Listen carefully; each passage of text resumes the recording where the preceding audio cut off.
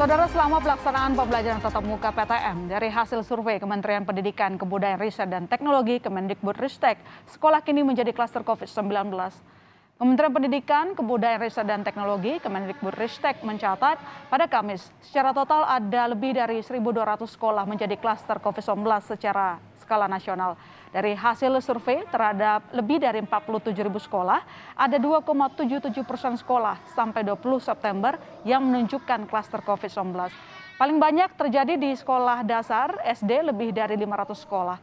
Sementara berdasarkan wilayah, klaster sekolah COVID-19 paling banyak terjadi di Provinsi Jawa Barat dan disusul Jawa Tengah. Atas temuan tersebut, Satgas COVID-19 meminta agar sekolah yang memiliki kasus COVID-19 untuk ditutup sementara dan segera lakukan disinfeksi, pelacakan, dan testing kontak erat. Pihak sekolah diminta melakukan evaluasi penerapan pembatasan, khususnya terkait penerapan protokol kesehatan.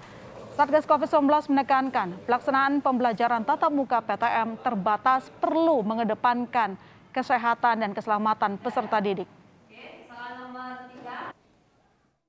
Kembali saya sampaikan bahwa sekecil apapun angka kasus yang ada, jika tidak ditindaklanjuti baik dengan tracing maupun treatment yang tepat, maka akan memperluas penularan. Oleh karena itu, jika ada kasus positif, maka segera lakukan penutupan sekolah untuk segera dilakukan disinfeksi, pelacakan, dan testing kontak erat. Ya, Kementerian Pendidikan, Kebudayaan, Riset, dan Teknologi menyebut PTM tidak akan dihentikan begitu saja. Lantas bagaimana skema lengkapnya? Kita tanya kepada Dirjen PAUD dan Pendidikan Dasar Menengah Dikdasmen, Pak Jumeri. Selamat malam, Pak Jumeri. Selamat malam, Pak. Oke, Pak Jumeri, kalau kita lihat kemarin Pak Nadiem mengatakan bahwa PTM tidak akan dihentikan meski kasus klaster sekolah lebih dari 1.000. Bagaimana pertimbangannya? Bagaimana skemanya? Yang pertama saya ingin mengklarifikasi tentang angka 1.200 lebih klaster itu, Mbak. Jadi itu bukan klaster sekolah. Yang pertama itu adalah laporan dari sekolah-sekolah yang pernah atau sedang ada guru-gurunya yang terpapar COVID. Kemudian yang kedua, laporan itu adalah akumulasi sejak Juli tahun 2020 sampai dengan September tahun 2021. Sehingga itu akumulasi sebanyak 14 bulan, selama 14 bulan. Nah, kemudian jadi kalau ada 2,8% sekolah yang terpapar, berarti lebih dari 97% itu sekolah kita tidak terpapar. Gitu. Nah, jadi angkanya itu akumulasi, Pak, bukan dari bulan ini saja. Oke, kita tidak perlu khawatir bahwa ini seperti ledakan, bukan ledakan, Pak. Itu akumulasi dalam 14 bulan. Dalam 14 bulan, tapi yang hanya melapor, berarti masih ada sekolah yang belum melaporkan? Iya, kalau nggak ada kasus, biasanya tidak melapor, Pak. Gitu, Mbak. Oh, ada gitu. beberapa sekolah yang. Oke, lantas?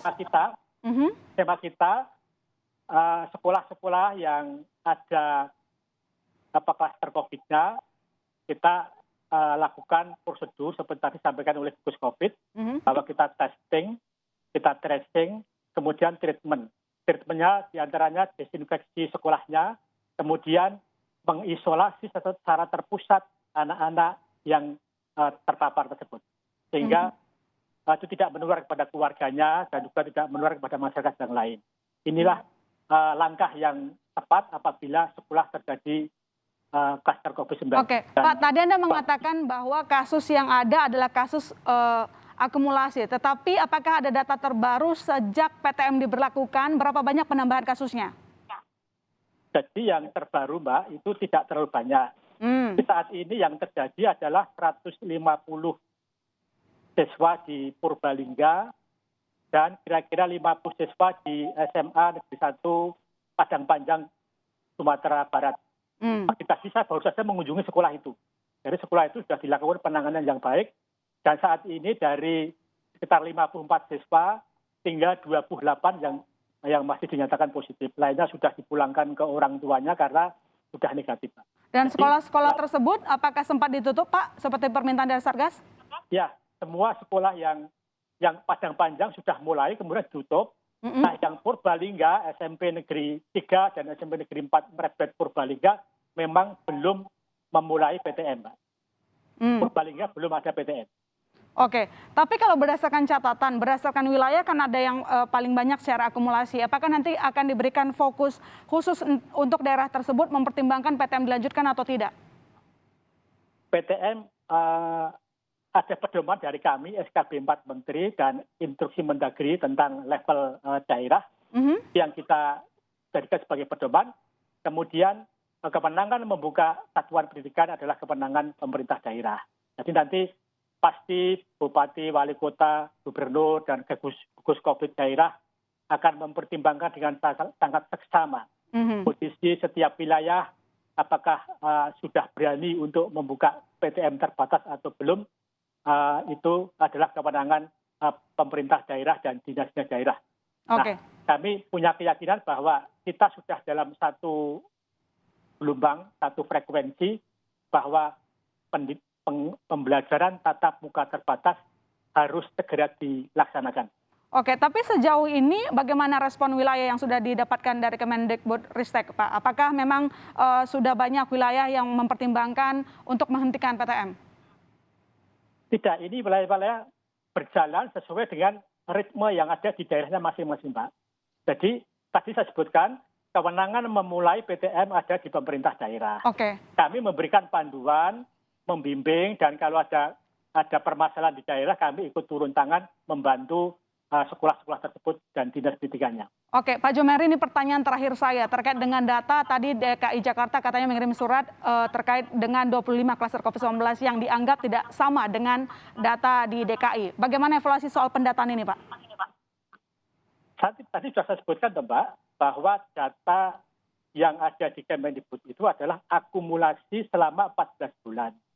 Nah, DKI melaporkan keadaan hari ini, gitu loh. Memang tadi ada laporan ada satu sekolah yang ada klaster dan itu hanya satu siswa.